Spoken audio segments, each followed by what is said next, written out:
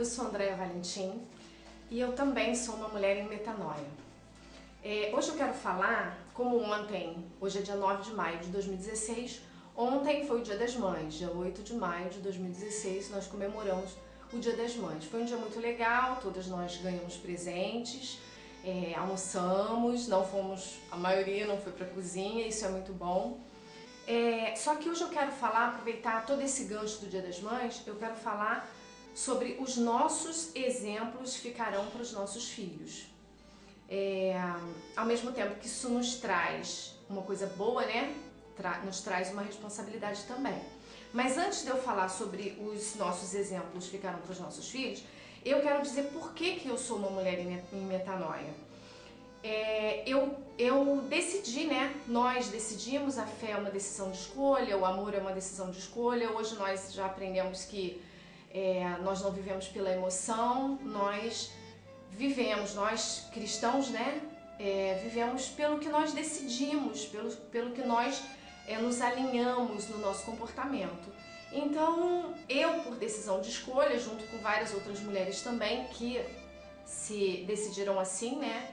Passar por esse processo de metanoia, essa transformação da mente, do entendimento, e nós nos ligamos, né? Nós concordamos com o que fala em Romanos 12:2, que diz: e não vos conformeis com este século, mas transformai-vos pela renovação da vossa mente, para que experimenteis qual seja a boa, agradável e perfeita vontade de Deus.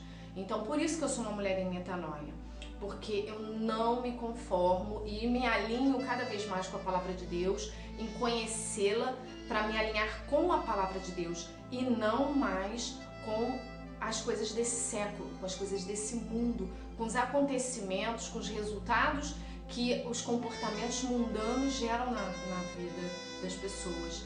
Eu quero ser transformada e renovada na minha mente, no meu entendimento, pela palavra de Deus, porque na medida que nós, mulheres em metanoia, nos alinhamos à palavra e permitimos que a palavra seja renovada na nossa mente, no nosso entendimento, ela nos transforma.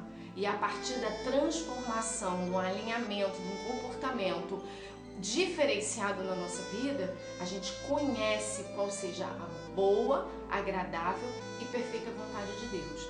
Porque em alguns momentos, na nossa imaturidade espiritual, a gente só quer viver os bônus, né? A gente pensa que o Senhor é o nosso servo e a gente só fica: Senhor, abençoa, abençoa, abençoa. Quando nós descobrimos que nós já somos abençoadas, que já está feito, o que era para ser oferecido, o sacrifício perfeito, já foi entregue na cruz do Calvário e já foi consumado. Então a cura já está liberada pra gente, a prosperidade, a comunhão em família, um casamento perfeito, filhos com resultados abençoados, positivos. Então a gente entende que a bênção ela já foi determinada sobre nós. Nós é que muitas vezes saímos da direção das bênçãos do Senhor. A nossa decisão de escolha, o nosso entendimento, a nossa mente, às vezes elas são imediatistas, elas querem buscar respostas por si próprias. Nós, às vezes, queremos buscar as respostas pelo nosso entendimento, por aquilo que a gente acredita. E às vezes a gente deixa de se alinhar à palavra de Deus. Então, nós, mulheres em metanoia, nós buscamos alinhar a nossa mente, o nosso entendimento à palavra de Deus, para que nós venhamos ser transformadas na renovação da nossa mente, para que a gente conheça a boa, agradável e perfeita vontade de Deus, tratando Deus como nosso Senhor, tratando Deus como o direcionador, o orientador, o Espírito Santo como nosso guia, e não mais andamos com Deus enquanto estamos sendo abençoadas, quando não estamos, achamos que não estamos sendo abençoadas, quando as coisas não estão trabalhando ou resultando de acordo com o nosso desejo individual, a gente desiste de andar com Deus, a gente não vai mais à igreja, ou não ora, ou não busca.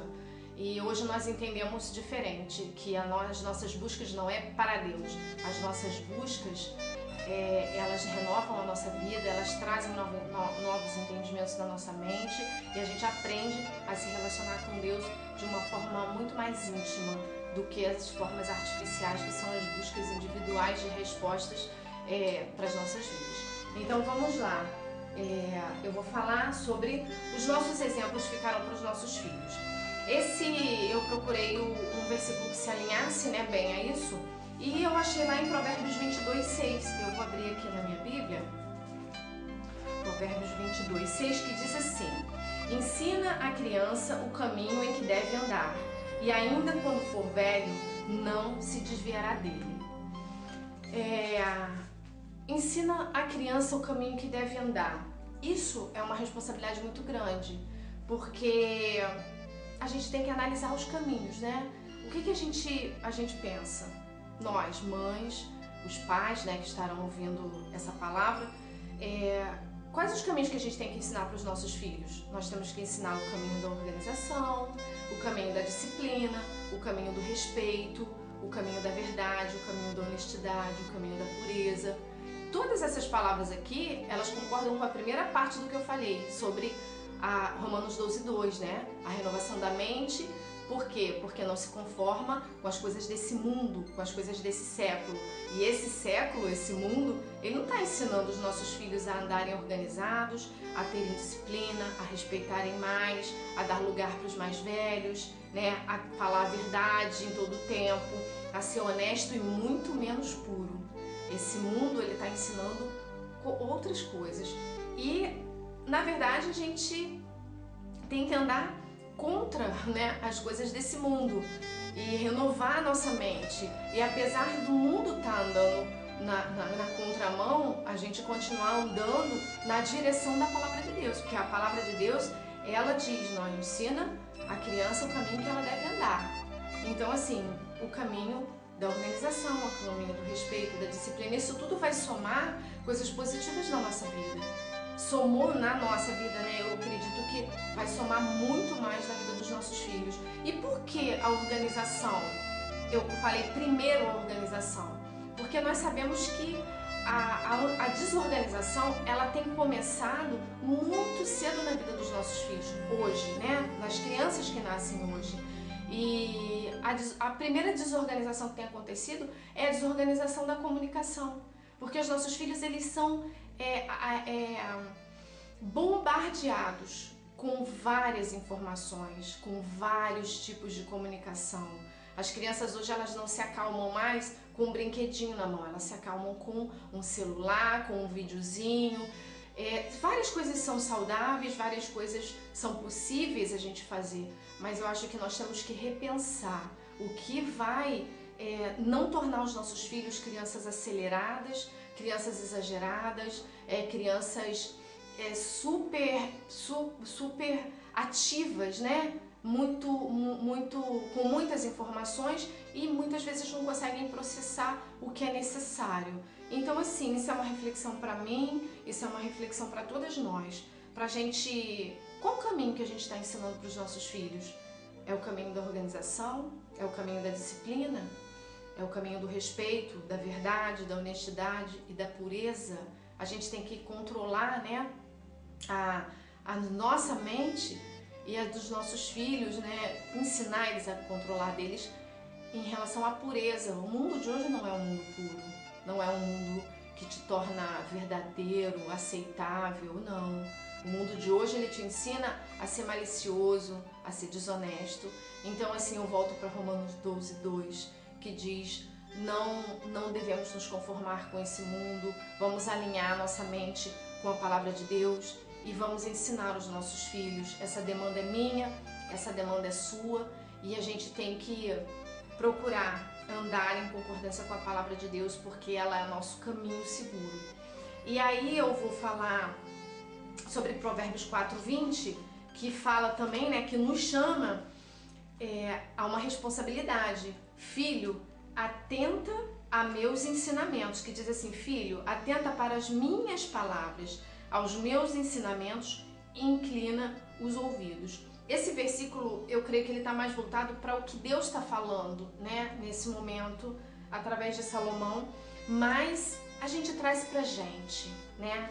Filho, atenta para as minhas palavras, aos meus ensinamentos. Inclina os teus ouvidos. Será que o nosso comportamento também, a nossa postura, ela está sendo suficiente para que os nossos filhos sigam a gente? Porque uma passagem de Paulo diz, eu não lembro qual agora, que sede meus imitadores, Paulo diz, como eu sou de Cristo. Então eu trago isso pra gente também. Nós somos muitas vezes os sacerdotes dentro da nossa casa. Será que se os nossos filhos atentarem para os nossos comportamentos e copiarem, será que eles vão estar indo para um caminho seguro? Então essa é uma reflexão para mim, é uma reflexão para você, porque nós temos que querer ser pessoas melhores a cada dia. Não importa o que a gente fez de errado ontem, a Bíblia diz que Jesus já levou, ontem já passou, ano passado já passou, a nossa infância já passou, os traumas de infância já passaram, as informações que o inimigo usou para codificar a gente de forma errada também já foi levada na cruz. Se nós somos cristãos, nós acreditamos na cruz do Calvário, no plano perfeito, a gente tem que nos alinharmos a essa verdade. Então, eu pergunto, como tem andado os nossos pensamentos, que é a origem de todas as coisas? Como tem andado os nossos sentimentos? Como tem andado os nossos comportamentos? E como tem andado as nossas atitudes? Será que nós podemos falar para os nossos filhos assim, atenta aos meus ensinamentos? E eles seguirem, copiarem todos, e aí sim eles vão estar indo para um caminho seguro? Então eu trago essa reflexão para mim nesse dia, que tenho filhos também, e trago para você nesse dia a nossa posição como ensinadores dos nossos filhos e a nossa posição como comportamento, como exemplo para eles, né? E eu proponho nós orarmos, né? Vamos colocar diante do Senhor, porque não há nada que Jesus já não tenha feito e não tenha pago na cruz do Calvário. Então não há condenação que prevaleça sobre a nossa vida. Se estávamos fazendo algo errado, hoje, nesse momento, nós podemos parar tudo. Após essa palavra, nós podemos colocar tudo que houve diante do Senhor, e tudo que a gente deseja que aconteça, a gente pode colocar diante de Deus. O falar com Deus, o orar, é relacionamento com Deus. Não precisamos falar bonito, não precisamos repetir coisa que outras pessoas falam.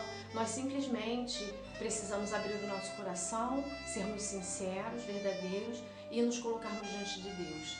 E essa é a palavra que o Senhor colocou no meu coração hoje, para a minha e para a sua vida, para quem deseja caminhar contrário à direção das coisas desse mundo, desse século, e alinhar a nossa vida com aquilo que o Senhor precisa da gente, daquilo que o Senhor espera da gente, porque a única forma de Deus agir na terra é através da gente. O plano dele foi perfeito, Jesus quando veio cumpriu o plano perfeito também, e eu acredito que nós também podemos cumprir o plano dele para a nossa vida